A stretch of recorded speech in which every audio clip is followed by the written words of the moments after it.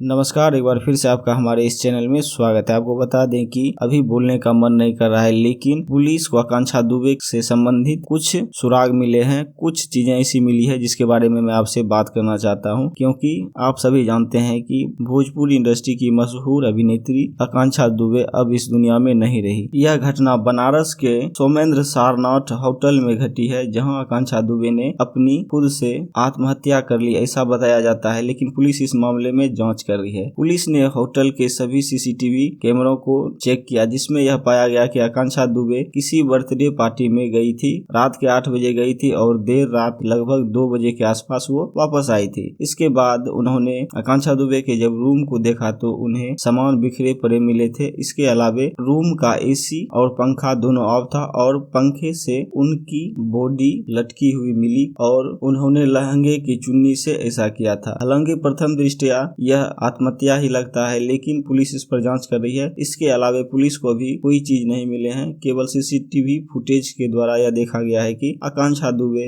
देर रात को birthday party में गई थी और लोगों के द्वारा भी बताया गया कि वह देर रात तक बर्थडे पार्टी में थी। उसके बाद फिर ऐसा हुआ था। दोस्तों, आपको बता दें कि आकांक्षा दुबे का एक लाइव वीडियो भी आया था, हालांकि यह इंस्टाग्राम अकाउंट पर अभी नहीं है। उस पर वह रोती हुई नजर आ रही है। यह वीडियो अभी सोशल मीडिया पर काफी तेजी से वायरल हो रहा है। इसके अलावा आपको बता दें कि आकांक्षा दुबे का पवन सिंह के साथ एक गाना भी आया था और उस गाने का नाम था ये आरा कभी हारा नहीं। यह आकांक्षा दुबे का अंतिम वीडियो सॉन्ग था जो पवन सिंह के साथ है। दोस्तों, अचानक यह सब हुआ, किसी को कुछ पता नहीं चला। अंत में इतना ही, मिलते हैं अगले वीडियो में।